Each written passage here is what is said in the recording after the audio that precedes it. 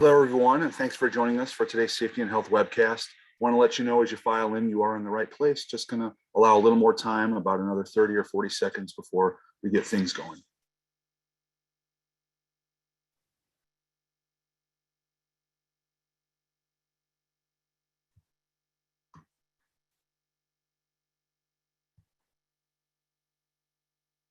Hello again to everyone. We thank you for joining us, letting you know we're just allowing a little bit more time for attendees to file in. We'll be getting today's Intellects webinar underway in a few more seconds.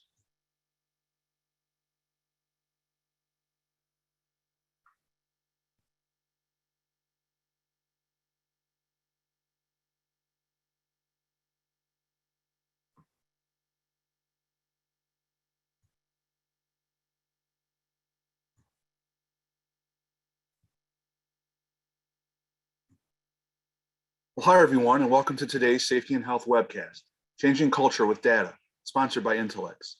My name is Kevin Drewley. I'm an associate editor with Safety and Health magazine, and will be moderating today's session. Thanks for joining us. We hope you all are safe and well. In a few minutes, we'll start the presentation, but first, let's review some preliminary items.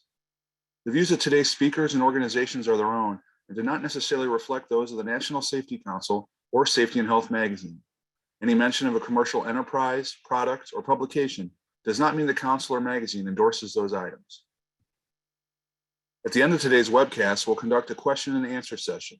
To ask a question, simply click the Q&A button at the bottom of your screen, type your question, and click the send button. Feel free to ask your question at any time during the presentation. You don't have to wait for the question and answer session to begin. We'll try to answer as many questions as possible, but because of the large number of participants today, we might not get to every question. Any unanswered questions will be forwarded along to today's speaker. At the end of the webcast, you'll be asked to complete a brief evaluation survey. I will let you know more about that after the presentation. For your reference, a copy of the presentation slides will be made available. This webcast is archived, so you can access it after today's live event. To view this webcast and all of our past webcasts, go to safetyandhealthmagazine.com/events. With that, let's go ahead and get started. Our speaker today is Angelo Sinfracco, a certified safety professional and a health and safety product owner at Intellects.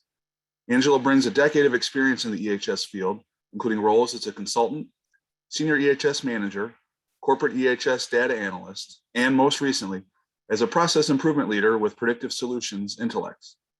His chief interest is in helping EHS professionals enhance data collection processes to find the best way to improve incident prevention and safety culture, as well as eliminate on-the-job deaths by 2050. Angelo, we thank you for being with us today. Whenever you're ready, go ahead and take it away. All right, excellent. You guys can hear me okay? Just to confirm. We'll take silence as a yes. Hearing you good here. Okay, awesome. So thank you all for joining. I'm really excited to be here today. This is a topic that I'm really passionate about, that is near and dear to my heart. And I really believe data to change culture is going to play a huge role in the next evolution of the EHS profession. As a lot of you know, over the last 10 years, there's been a huge focus on acquiring technology to help facilitate EHS programs.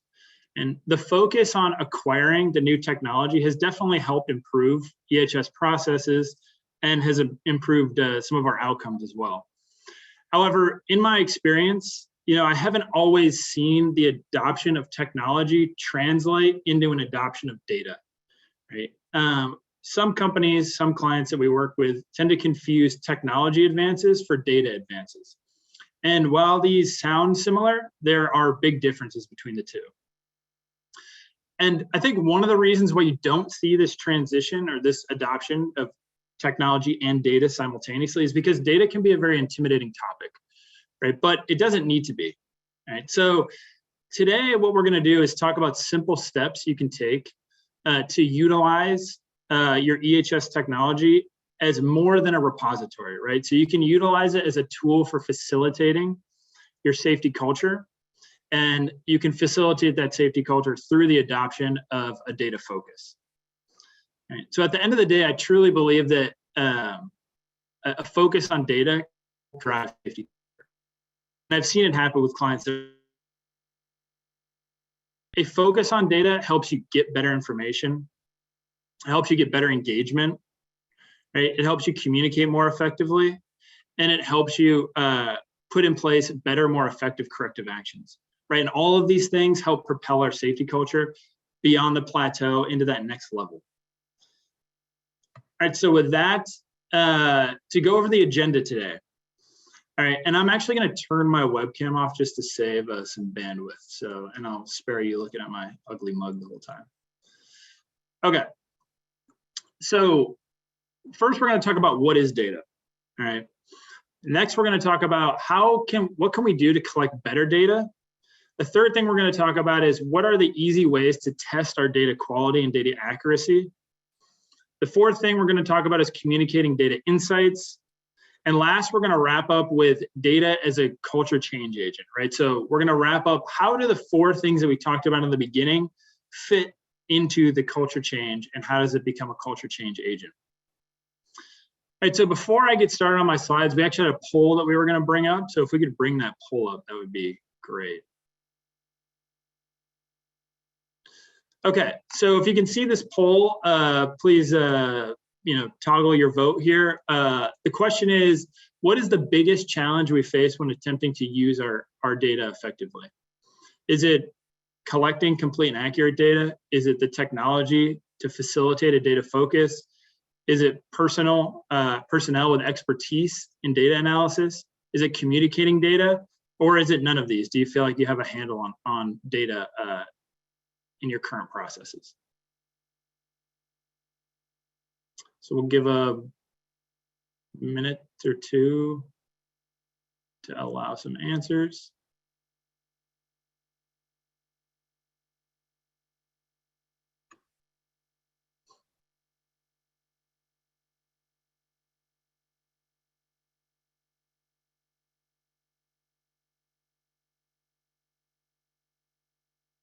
Okay, awesome. So I believe you guys can see these results on the screen.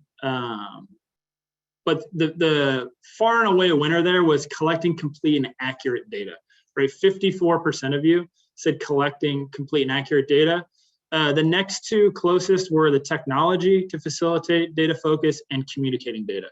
So I think today's webinar is going to shed some really good light around collecting complete and accurate data and the communication that we can put in place to communicate our data more effectively. So this is great. All right, thank you for the input, and we will continue with the presentation here.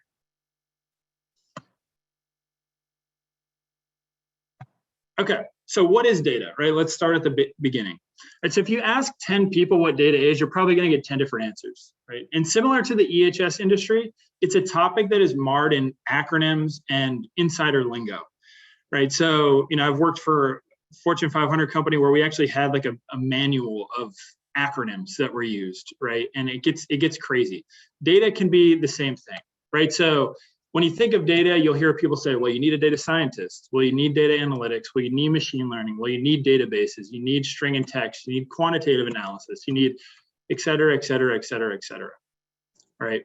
And this can be very frustrating, obviously, and it can be very intimidating.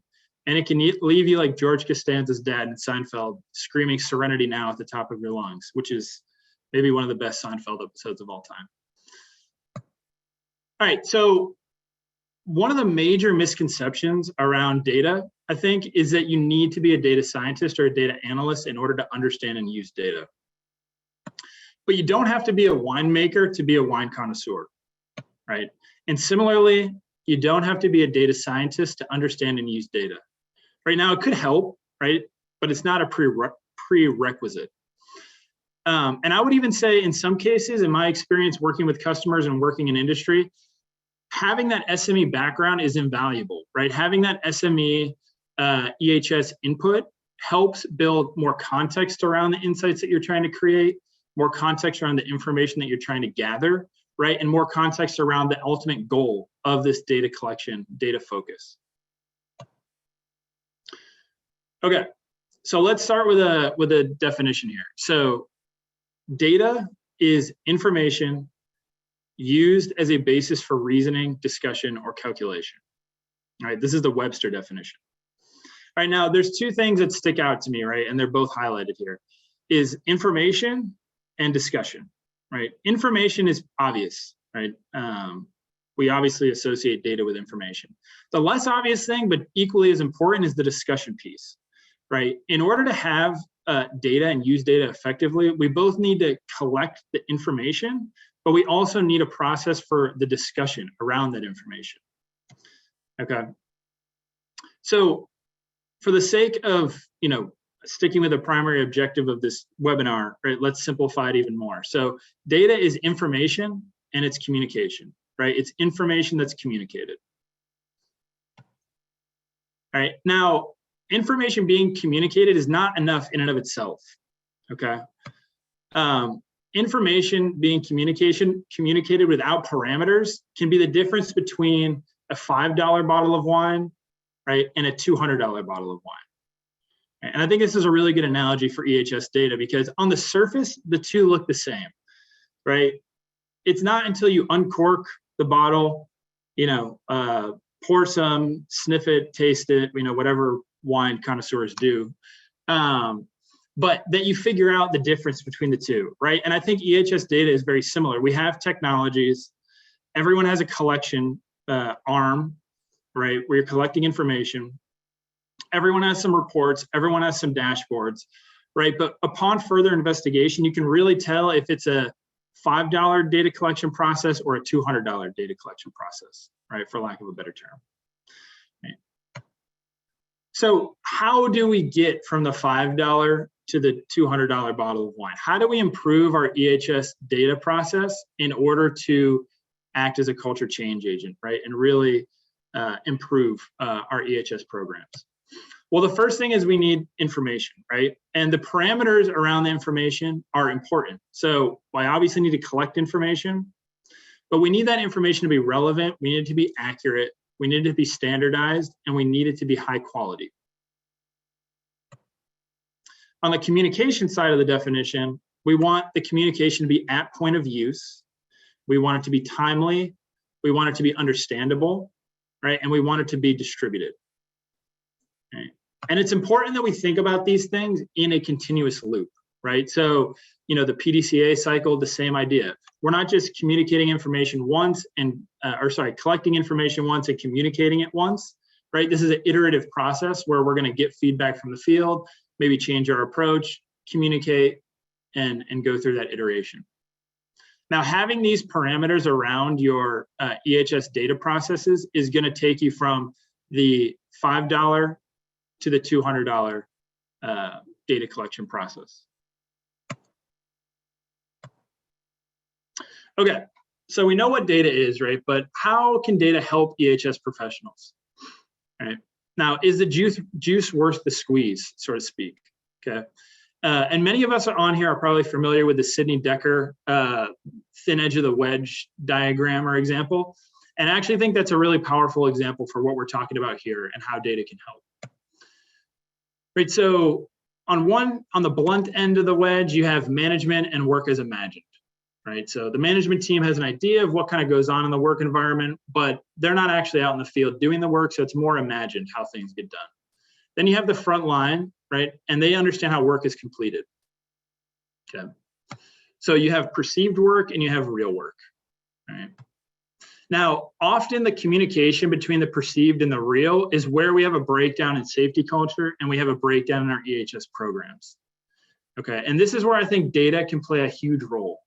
All right, and this is where I think data can help improve our safety cultures. Right? Because if we're collecting good information, if we're communicating that information in a way that's understandable at point of use, right, we can bring the perceived work and the real work closer together, and data can act as that glue that binds those two things together. And with that, we're improving our safety culture because we're moving together as one unit. We all understand where the pain points are, right? And we can leverage that data to move forward. All right, so we know what data is. We know how it can help EHS professionals. Now let's talk about data collection. This is our first stop on the way to making data an effective culture change agent. All right, so to have data, we must first collect it, right? Simple enough. But this tends to be the first and most prominent barrier for teams looking to get more of a data focus. Right? And so what are the causes to the data collection barrier? In the survey that we took, 54% of people struggle with this as their main barrier to using data. So you're not alone, right? This is a big pain point. And actually, we conducted another poll late last year, where we asked, what is the biggest barrier to collecting accurate EHS data? So a little bit of a different question, right? But the answer was 39% of respondents said cultural barriers to data entry were the biggest barriers to collecting accurate EHS data, right? And training was relatively close behind. Okay, so how do we overcome these barriers to data collection? So I believe there's 3 keys to overcoming the data collection barriers. All right, and this is information and keys that we've gathered from working with customers, right, over time as they kind of move down this data-driven safety culture path. So the first one is establishing a mission and vision. All right. The second one is knowing the roles. And the third key here is time is of the essence. Okay, and we're going to go into all these in greater detail coming up here. All right, so establishing a mission and vision. Okay, this is the first step, like I said, first key to better data collection. Right? And in EHS and in business more broadly, we often talk about mission statements and vision statements for the larger company. Right? But a lot of times we don't use those, we don't create mission and vision statements for individual initiatives, right? In this case, better data collection, a more data-driven process. But mission and vision statements are useful for many reasons, but chief among them is that they help to identify the what and the why for the initiative. All right, so a mission statement definition is it defines a company's, in this case, initiative, its objectives, and its approach to reach those objectives. Okay, so the what and why are we doing this? And the vision describes the desired future position for the company, right? So if we do this, we will end up here, right? We will have a better safety culture. We will have better safety outcomes, et cetera, et cetera. Right, so the mission and vision statement together are a North Star for the company. And if you apply it to an initiative, a North Star for an initiative. Okay. And so when employees hear that we are going to implement our focus on data collection, right, in the work environment, there can be some severe misunderstandings that drive the initiative to failure. And I think this is a problem that a lot of companies face, is when we don't establish that mission and vision, people will make up their own mission and vision, right? And we can understand this if we had a data collection approach targeted at our own work, right? So if someone came to you in the company and said, hey, we're gonna start taking a deeper dive into kind of the work process, the processes that you're involved with. If things go wrong, we kind of want to know about it. We might have people out here to do some inspections, et cetera, et cetera. Right, you're going to look at that and say, wow, this sounds like a fault-finding exercise. I might be in trouble here. Right. Now, without any further information, that might be the perception that you take. And you're not going to be very engaged if that's the case, right? So if we don't establish a mission and vision, others will, okay? And the perception might be negative and it might be detrimental, right? So we want to own the narrative, if you want to call it that, and let people know this is why we're doing this, right? It's not a fault-finding exercise, it's a fact-finding exercise. Okay, know the roles. This is the second key here, right? We can't expect everyone to collect everything. Right? Managers, supervisors, employees, they have a lot on their plate, right? And we shouldn't expect them to collect everything. Right? We need to carefully define roles and focus so as to not overwhelm teams. Okay, for data collection initiatives to be successful, we need to do a better job of defining roles and helping individuals understand their roles in this initiative. Okay. So for example, the role of an executive in a data collection effort is going to be much different than the role of a frontline employee. Right? An executive role might be more of a sponsor, right? They're going to promote the initiative, but they might not be collecting as much data, right, on the day-to-day.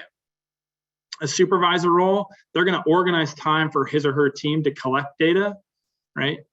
But they might not collect as much data as the frontline user, right? And then the frontline employee, their role might be strictly to report hazards in the work environment, work conditions that need to be addressed. And their primary responsibility in the initiative is to collect the information. Okay.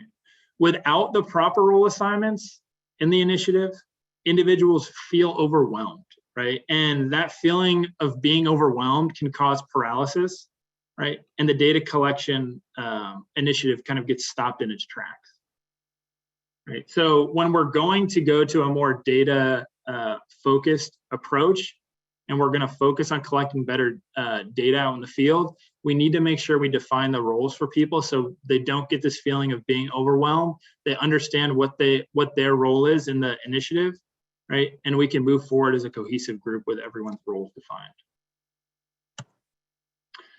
The time is of the essence key. So this is the third and final key to overcoming some of those barriers to data collection. This is from a Chinese philosopher that time is a created thing. To say I don't have time is to say I don't want to, right? When we don't allow time for data collection out in the field, right, we're basically saying this is not a priority, right? And we all understand that, operations is vital. We can't, collect EHS data for 4 hours, 3 hours, 6 hours of the day, right? If we don't handle operations, right, there is no need for EHS data because there is no workplace, right? But giving the impression that there's no time for EHS data collection, right, the employees and frontline supervisors, right, and managers perceive it as, well, this isn't important, right? This is a flavor of the month type thing, right? And so allocating time for data collection creates I call it data culture, right, where we are communicating that we are focused on getting these insights and having those insights drive our decision making, right? And when we allow employees time for data collection, they feel that their insights matter and they feel that their insights are critical to the success of the EHS program. Right.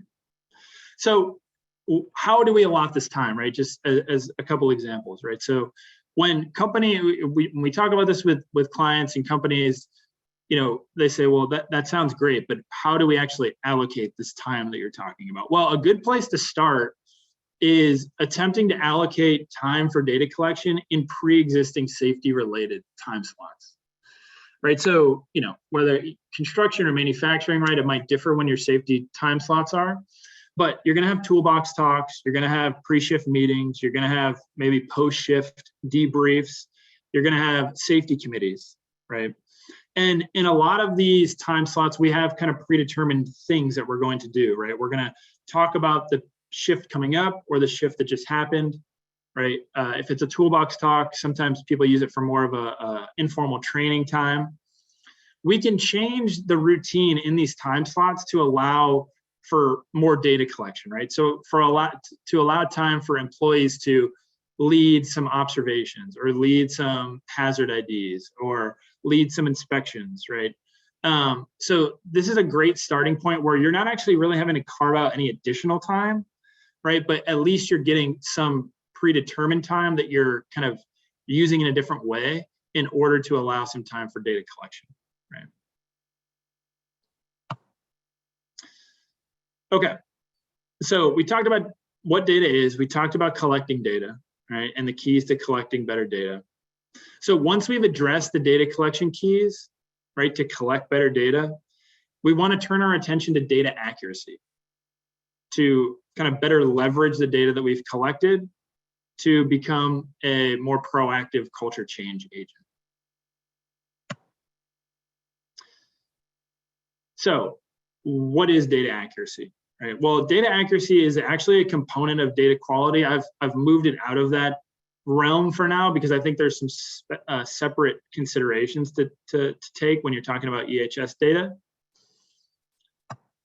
But data accuracy is the degree to which data gathered represents reality. right?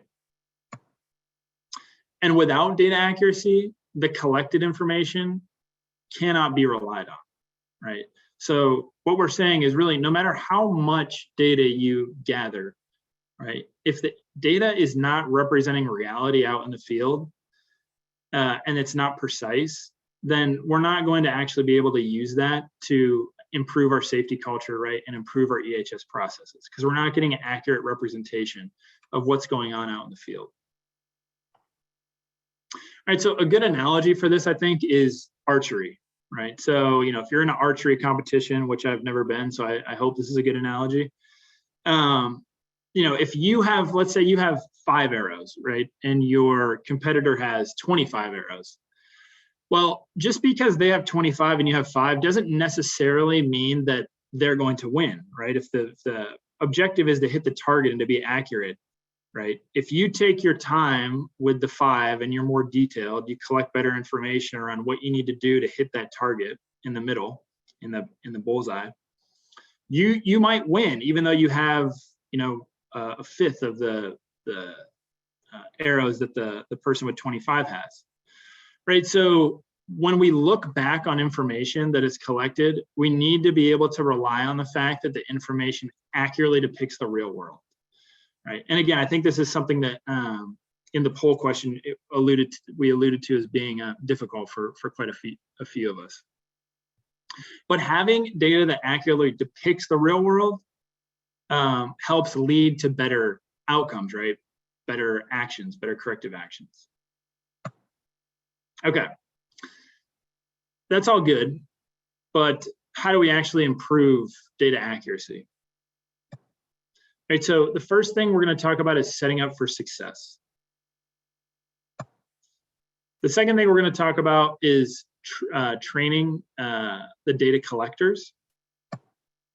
And the third thing we're going to talk about is the right tech, right? So I think these are some 3 keys that we see working with customers that really make for improving data accuracy.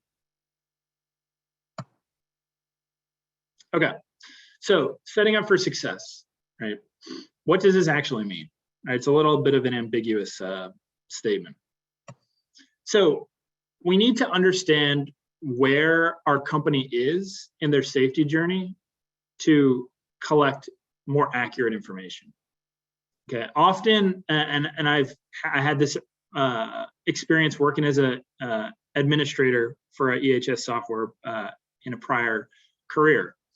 Often when we work with customers, right, who are thinking of implementing some EHS technology, you know, they want to go from 0 to 100, right? So they want to collect more data than they're currently collecting in their current processes.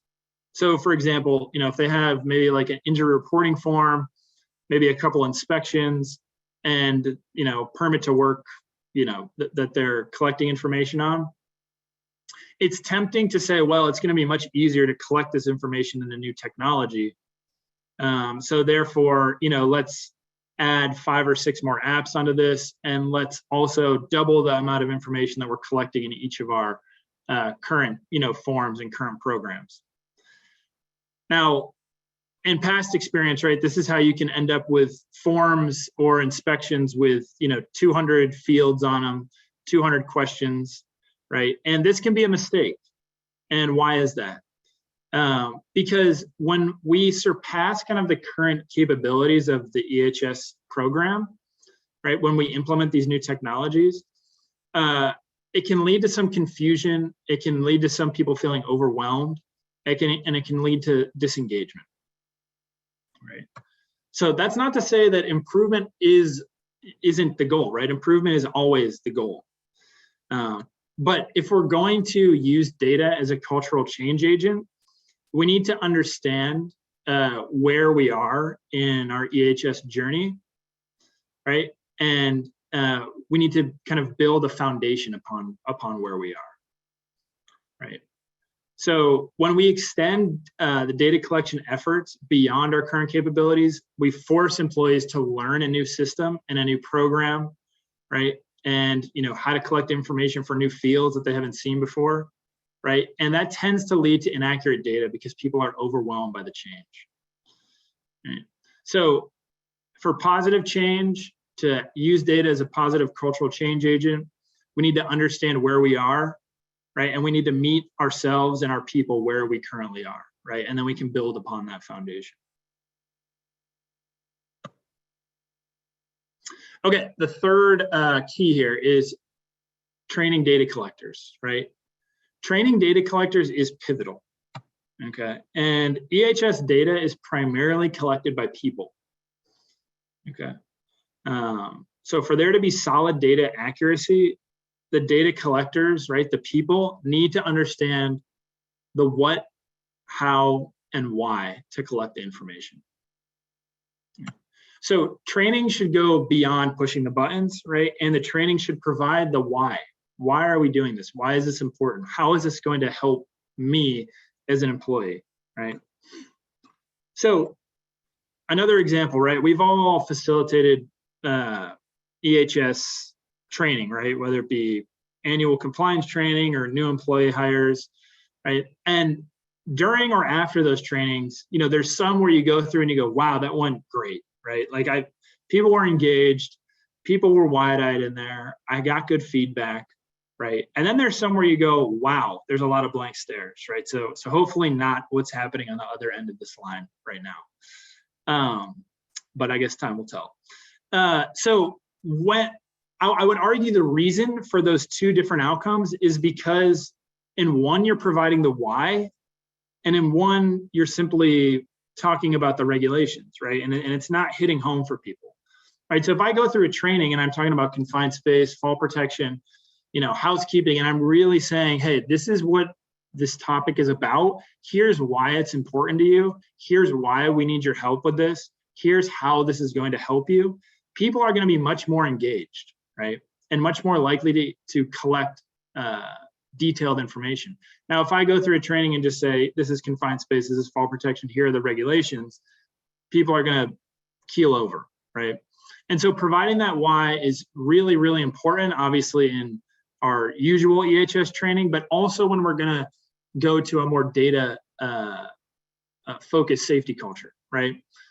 Because we need to provide the why as to why we should take our time to collect detailed information, why we should take time to collect accurate information, and how that's actually going to help you, right? So why data will help and why your input is vital. And when we provide the why, we're moving the training from a simple like check the box kind of scenario, right, in the minds of the employees, and we're bringing it to the real world where people can start to see how their feedback can benefit themselves and the people around them, right, and improve safety in the work environment.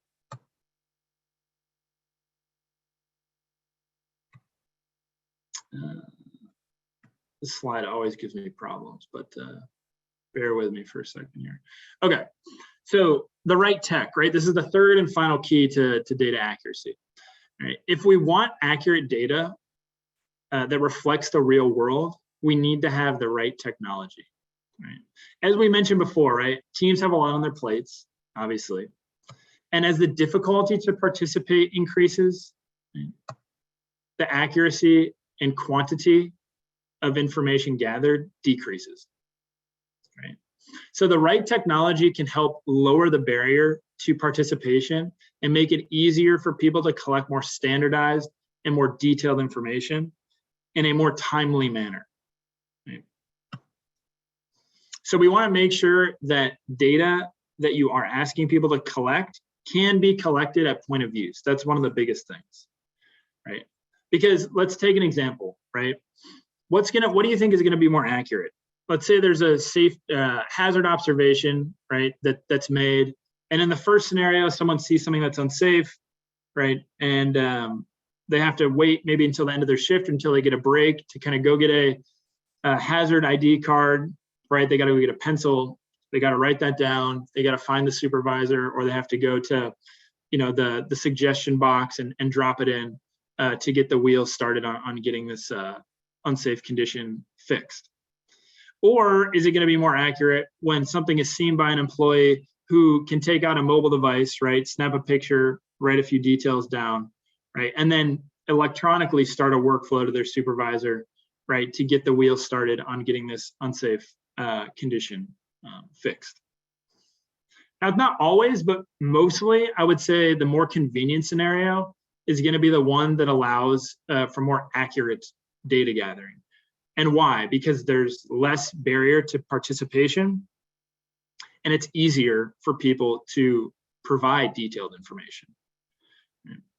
And so one of my favorite, sayings when I used to work as an EHS manager was convenience is king, right? Out on the plant floor or on a construction site or wherever you are, if things are convenient, they're going to get done, right? If things are not convenient, it's going to be much more difficult to get that engagement and to get accurate data into our EHS technologies, right? So we want to lower the barrier, make it available at point of use, and that's going to help us get more accurate data. Okay, so we talked about collecting data, we talked about data accuracy, so now let's talk about data quality, right? So once we've improved our collection processes, we're collecting better data, right? Then we're going to work on our data accuracy, right? Once we have better data accuracy, we're going to work on our data quality, right? To better leverage data as a cultural change agent. Okay, so in 2017, the Harvard Business Review article titled "Only 3% of companies' data meets basic quality standards," right? Which is shocking, right? And in that article, they stated that 47%, almost half, of newly created data records have at least one critical error, right? And critical error renders it almost useless, right? So you're not alone, right? If you're suffering, data quality problems, data accuracy problems, right? You're not alone, right? It's okay. There's time to make up. So what is data quality, right? So data quality is data that is fit for use, right? So basically data information that is ready to be used and utilized to gather insights. Okay, so there's 5 major components of data quality, right? There's completeness, there's conformity, there's consistency, there's timeliness, and there's accuracy, which we already went over, right, in previous slides.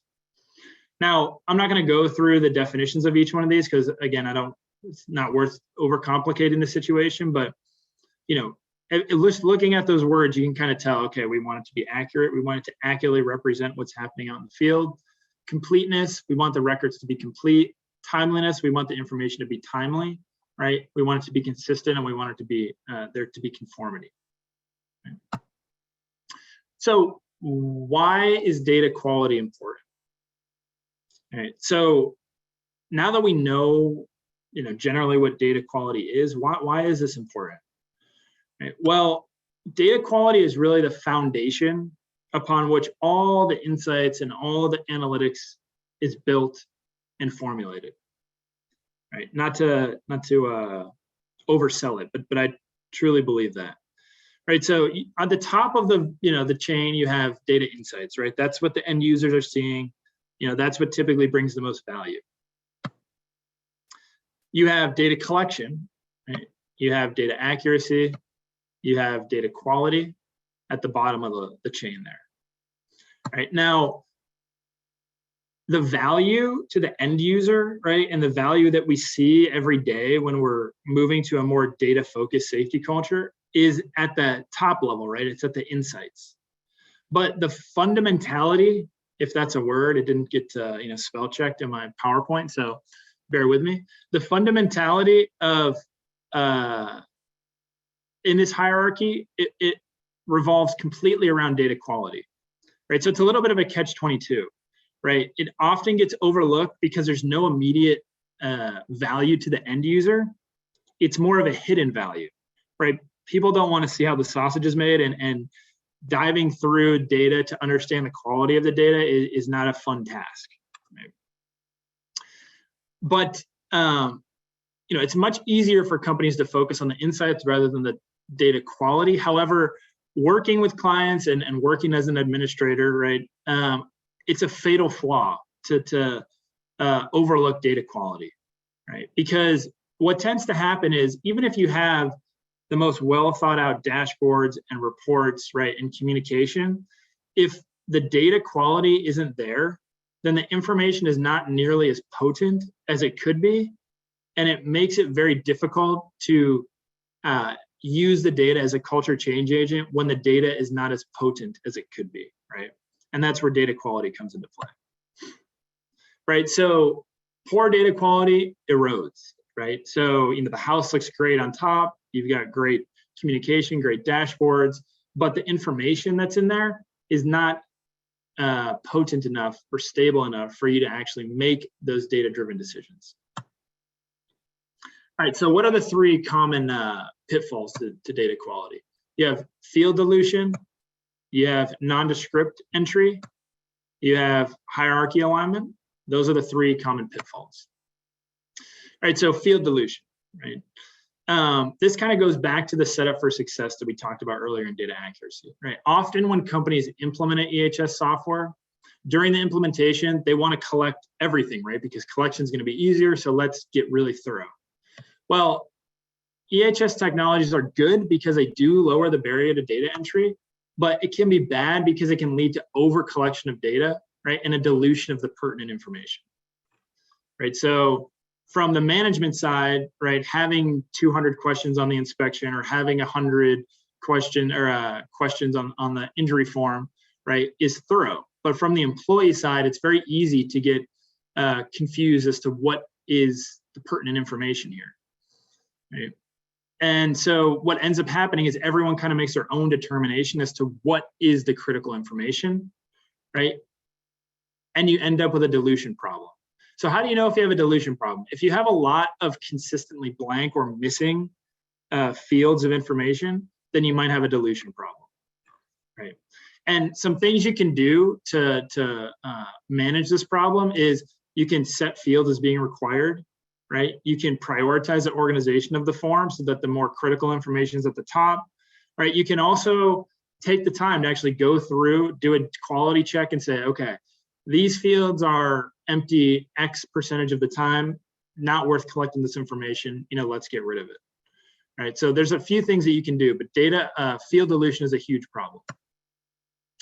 So nondescript entry is the second pitfall, right? And this is kind of the cousin of field dilution, right? So again, companies implement a software or technology, right? They want to give the employees as much information availability as possible, right? And in information systems now, right, you can use text fields, you can use multi-select fields, you can have drop-down, you can have numeric fields, et cetera, et cetera. There's a lot of ways to enter information into the system. But many times when you have this nondescript entry problem, what you start to see is a lot of others, a lot of NAs, a lot of not listed, right? So when we're talking about the field dilution pitfall, we're talking about blanks, right? And that is decreasing the breadth of data that you can use for making decisions, right? In this situation with the nondescript, you're actually reducing the depth of the information, right? Because all the fields are getting filled out, but maybe they're getting filled out with other NA not listed. Well, what kind of analysis can we do there? How deep can we dive down, right? So we need to be conscious of this pitfall as well. So how do we identify if we have a nondescript problem? So if the fields are other NA not listed, like I said above, and these options are consistent, we might have a nondescript data quality problem. Now, what can you do? You can look at fields around these fields that commonly have nondescript problems, and you can say, okay, well, the fields around this are describing a forklift incident, right? So, okay, well, we should add forklift to our drop-down field here so that people can stop putting other and they can put forklift, right? It could also be a training problem, right? If people don't understand what fields are critical, right, they might be kind of just passing these by, NA, not giving good information here in order to get to other fields. So it could be a training problem as well. But those are a couple things you can do. So the last thing here is a common pitfall is the hierarchy alignment problem, right? So it's important to add locations, departments, projects, inspection checklists, et cetera, to your technology. But as the breadth of the data collection increases, you can have this hierarchy alignment data pitfall rear its head. Right, so what is an example of this? So if you're collecting fall protection information, right, and you're collecting it across 5 different checklists or inspections or observations forms, what can happen is if you don't have a way of aggregating these into a single hierarchy, right, when you go and look at one checklist, you think you're looking at all the fall protection observations that were made. Really, you're only looking at maybe 1/5 of it because there's other checklists that have this information that we're not seeing. And this is the same for locations too. We want to make sure that our location structure filters up and down, right? So that if we look in the West region for fall protection observations or inspections, we are confident that we're seeing all of the inspections for fall protection in the West region. And we know that because we have a good hierarchy alignment. Right, so how do you know if you have a hierarchy alignment problem, right? If you're collecting the same information across multiple checklists, multiple inspections, multiple forms, right? And those aren't necessarily rolling up to a larger hierarchy, a larger bucket for fall protection, a larger bucket for a location, you might have a hierarchy alignment problem, right? And that's going to result in some siloed feedback and maybe some false impressions as to what's actually going on in the field. Okay, so the last section here is for data insights, and then we'll get to the culture. Right, so now that we have good data collection, we have data accuracy, we have data quality, now we're gonna move to the other half of the data definition and move into the communication side, right? We were in information, we're gonna move to communication, and that means communicating data insights. So if you spent any time in analytics, you've probably heard the phrase data speaks for itself, right? The data will speak for itself.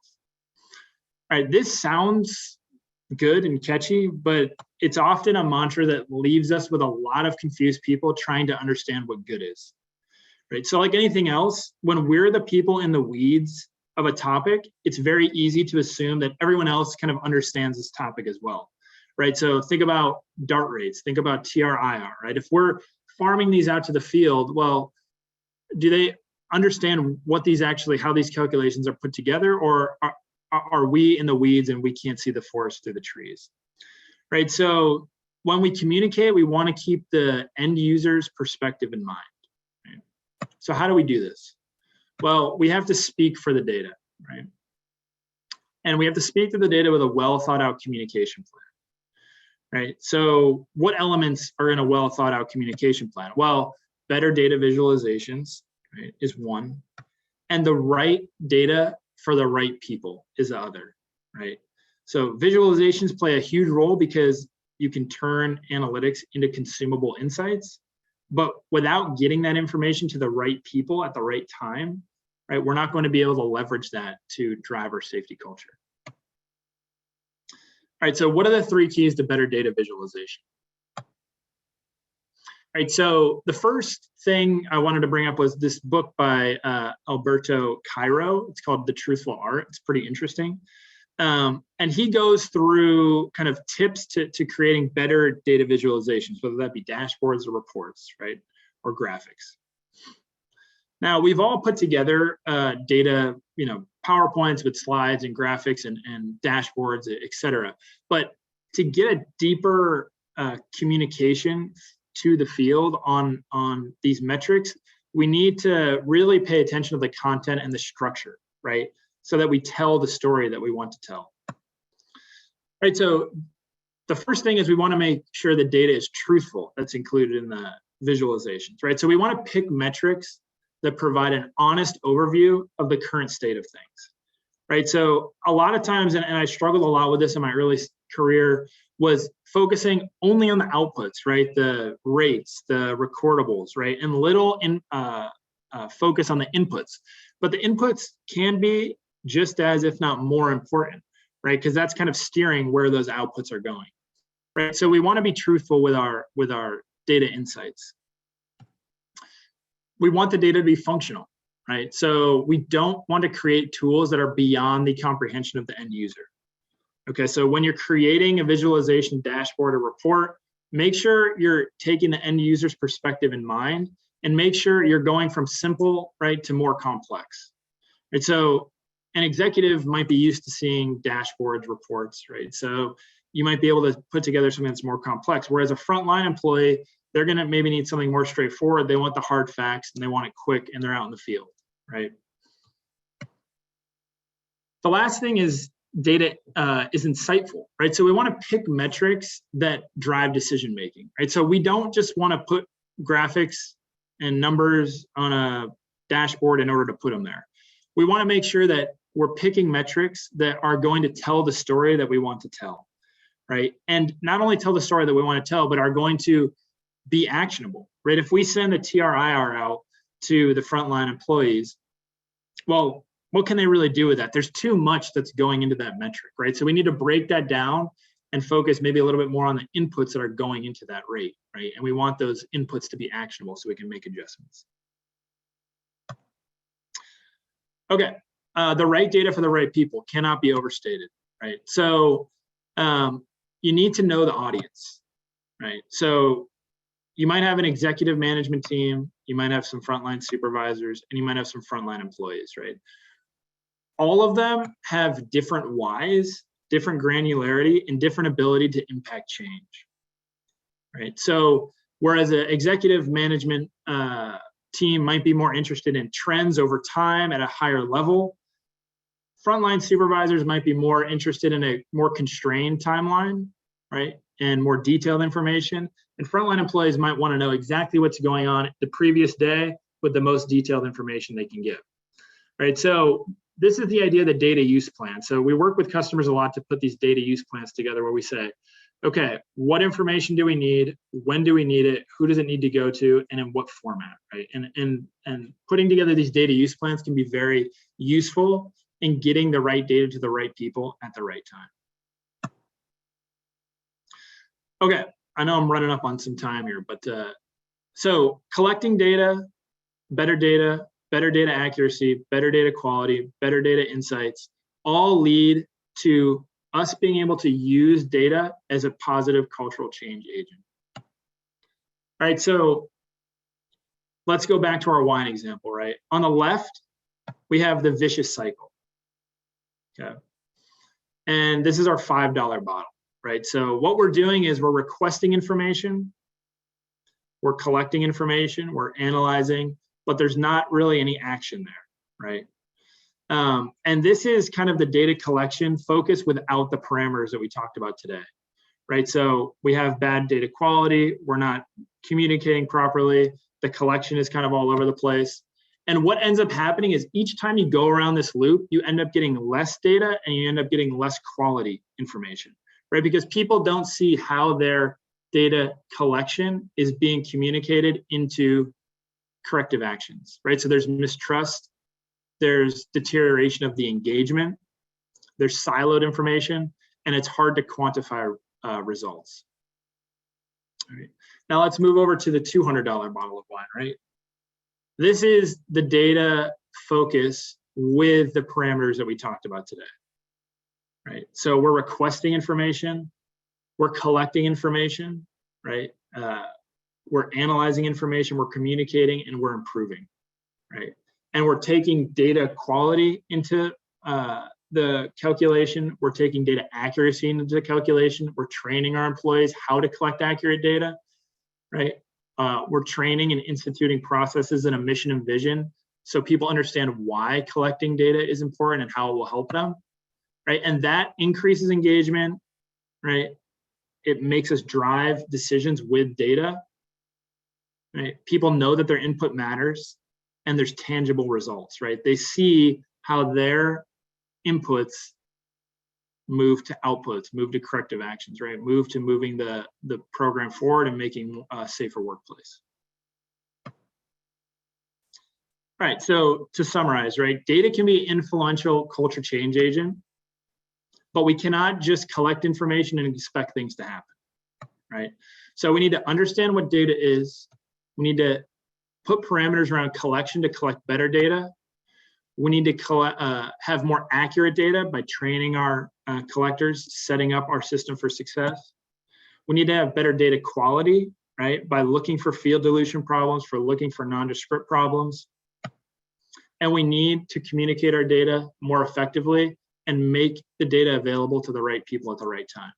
All of these things are going to help us get better information, get better engagement from the field, achieve stronger decision-making processes, help us communicate more effectively, and implement better actions, right? And ultimately, it's going to bring the perceived work from management closer to the real work of the front line, and that's going to propel our safety culture beyond a possible plateau.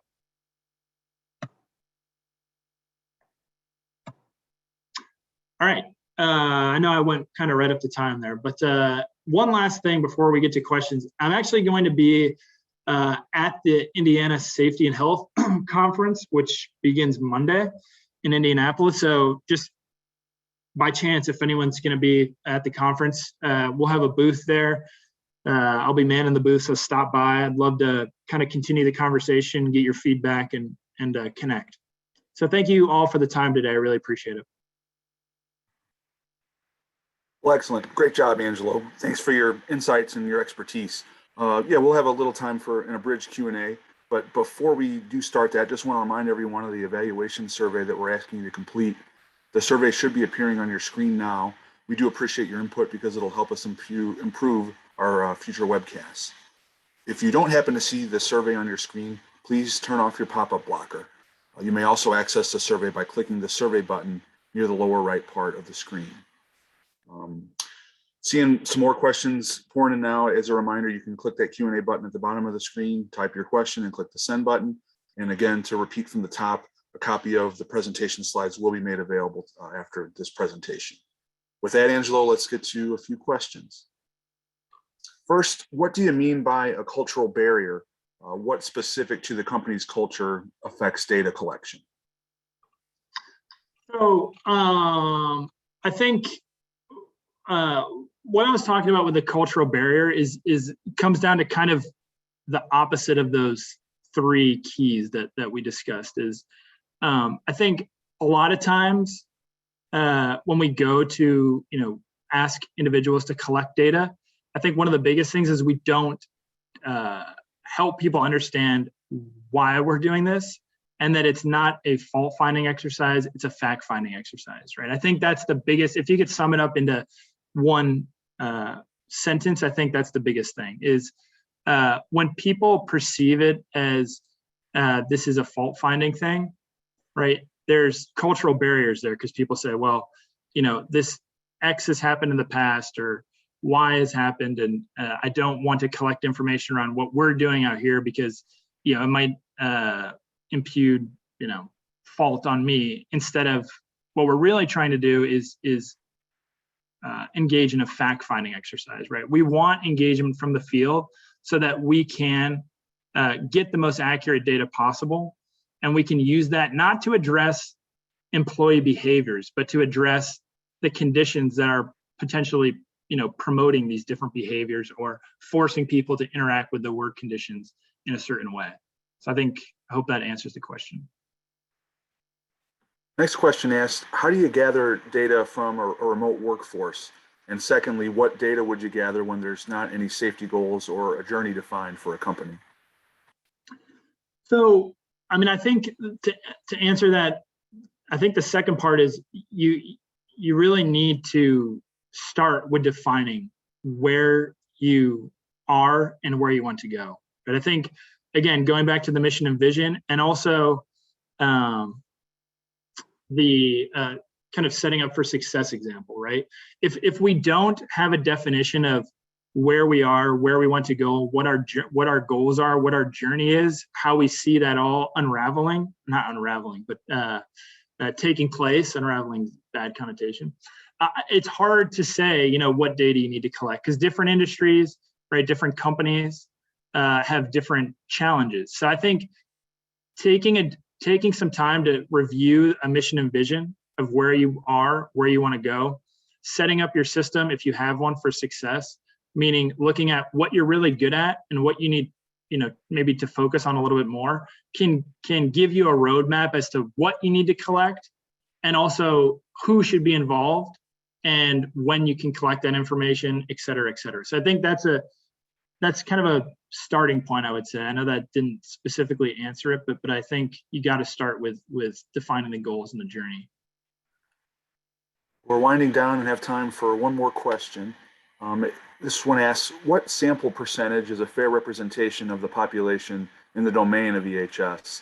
And then just asks your thoughts on maybe what sampling is best, whether it's random, stratified, et cetera. I would have to, I'm not sure I totally understand that question. I'd have to take that offline if you, whoever answered that, if you want to send me an email, I'd be happy to have a discussion with you offline. Sorry about that. Oh, no problem. No, and those unanswered questions will be forwarded. Well, no, with that, and if you're still able, we can give you one more. Sure, yeah. How can individual departments be educated on how they impact company-wide statistics without being dismissed by what they call whataboutism, such as my department is not as bad as XYZ departments? Yeah, that's a good question. I think part of that is, you obviously, there is some value in in comparing department to department, right? But I think everything is relative, right? So there is value, at least to start out, to baseline, to say, hey, this is where the warehouse team is, this is where the packaging team is, and compare those. But moving forward from that, I think a way to get around the whataboutism is to say, okay, now we're in a competition, for lack of a better term, with ourselves, right? So where were we last year? Where were we last month? What kind of information were we collecting? What actions were we taking, right? What were the metrics that we were tracking? And is that working for us? Are we doing better? Or are we doing worse? So I think there is value, at least to start off with kind of comparing the departments to one another. But I think a way to get around the whataboutism is to kind of then turn it into an internal focus where we're saying, let's compare against ourselves from the start point to now and where we think we can go with our own department. Well, thank you. Unfortunately, we have run out of time today. Sorry we didn't get to everyone's questions, but again, all of today's unanswered questions will be forwarded along to Angelo. Once again, we hope that you take the time to fill out the evaluation survey on your screen or in the forthcoming email and give us your feedback. With that, we end today's Safety and Health Magazine webcast. We'd like to thank Angelo Sanfranco, everyone at Intellex, and all of you who listened in. Thanks, and have a great day.